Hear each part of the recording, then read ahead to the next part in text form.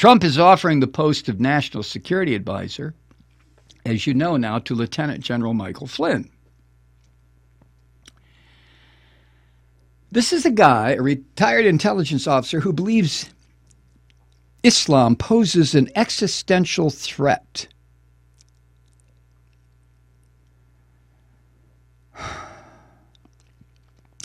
And Trump wants to put him in one of the most powerful roles in shaping military and foreign policy. General Flynn, and this guy really has a pissy attitude, and I'll get to that in a second, but Flynn was Trump's main national security advisor during his campaign. And if he accepts Trump's offer and gets confirmed, he will be a critical gatekeeper for a president who couldn't find his ass with both hands. He has no military experience, no foreign policy experience, nothing.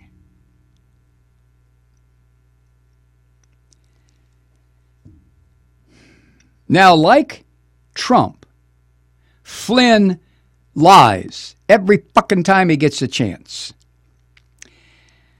For example, General Flynn has said that Sharia, Islamic law, is spreading in the United States.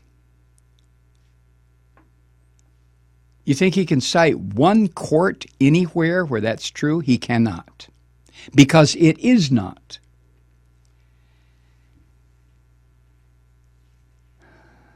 His lies are so common that when he ran the Defense Intelligence Agency, the DIA, subordinates came up with a name for his lies. They called them Flynn facts, a euphemism for lies.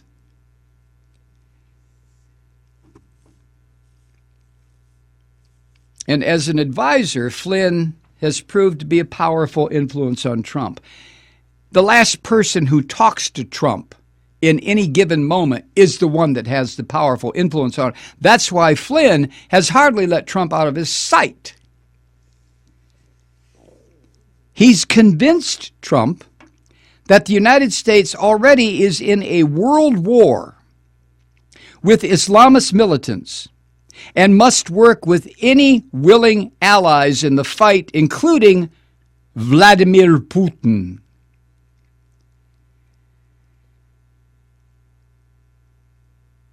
Remember during the transition when Trump started receiving he started receiving intelligence briefings? Flynn was right there with him.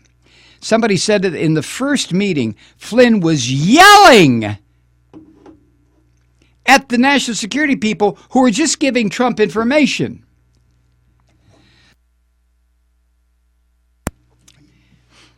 Now, here's the really scary part. As national security advisor, Flynn would have the last word on how Trump should respond to any kind of international crisis, like a showdown with China or the South China Sea, or an international health crisis like the Ebola epidemic. It would all be up to Flynn.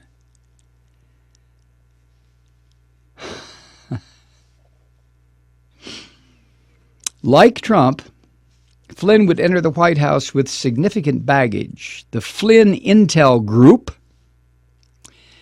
a consulting firm that he founded after he was fired by Obama as head of the DIA, this group that Flynn put together has hazy business ties to Middle Eastern country and has appeared to lobby for the Turkish government. He also took a paid speaking engagement last year with Russia Today, a television network funded by the Kremlin, and attended that network's lavish anniversary party in Moscow, where he sat at Mr. Putin's elbow.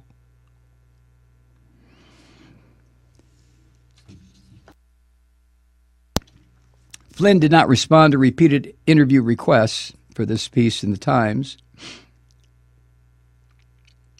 Yet in numerous speeches and interviews before the election and in a book published in August, he laid out a view of the world that he sees the United States as facing a singular, overarching threat that can be described in only one way, quote, radical Islamic terrorism, end quote.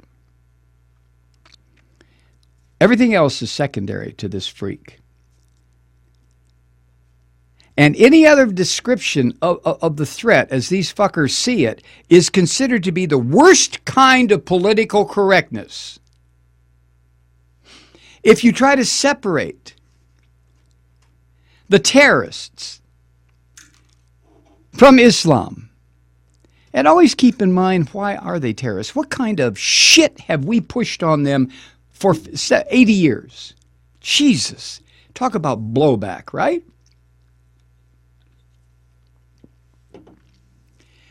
But to take the terrorists, who are bad people, there's no argument here, and use them as representatives of Islam is madness. That comes out of the mouths of people who want to send other people into a hideous fucking war that may wind up as a nuclear exchange. Not with us and the Islamic radicals, but with us and somebody.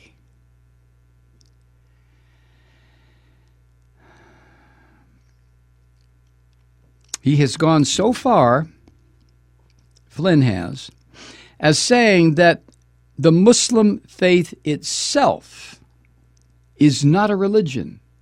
It's a political ideology. What the fuck would the Christians do if somebody who was going to be appointed to the highest office of security in the land, National Security Advisor, and he turned around and said, referring to people like Timothy McVeigh, who was a Christian, and if he said, well, Christianity is not a religion, it's a political ideology, what do you think would happen?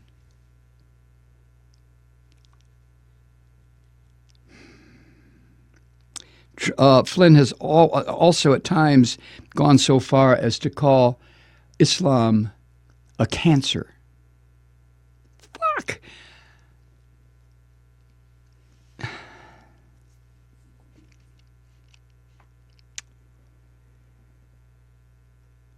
And then it says this. For General Flynn, the election of Mr. Trump represents an astounding career turnaround. Once counted among the most respected military officers of his generation, General Flynn was fired after serving only 2 years as chief of the DIA. He then reemerged as a vociferous critic of Washington elite that he contended could not even properly identify the real enemy, radical Islam, never mind how to figure out how to defeat it. But with Trump, General Flynn found someone who was more than willing to listen. He quickly signed onto the campaign, emerged as the angry voice of the national security establishment, leading those chants of lock her up against Hillary Clinton at rallies and the Republican convention. And now, after months of the two men talking to each other, it's hard to tell where Flynn's ideas end and Trump's begin.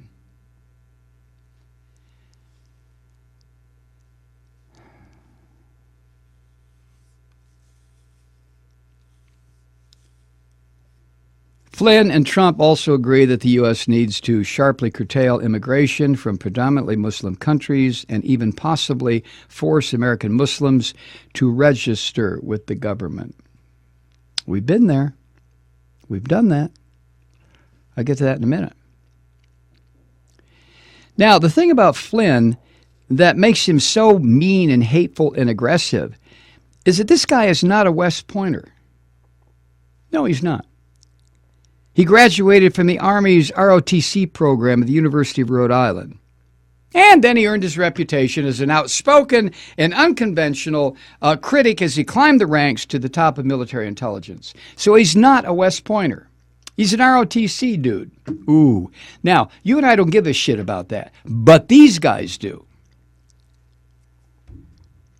He still nurses the grudge of an outsider believing he never quite got the respect he deserves, just like Trump. Trump never got the respect that he thinks he deserves by the ultra-rich in New York City. The ultra-rich in New York City look at Trump for what he is, a fucking joke with a lot of money.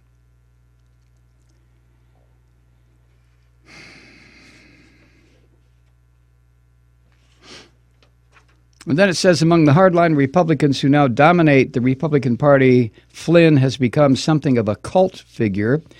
for what they see as his brave stand against the Obama administration's perfidy.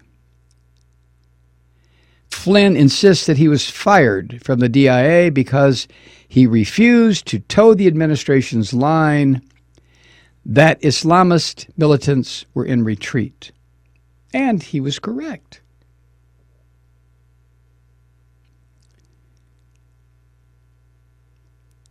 But many of those who worked with Flynn attribute his firing to management problems, saying his attempts to overhaul the agency had left it in a chaotic, backbiting mess.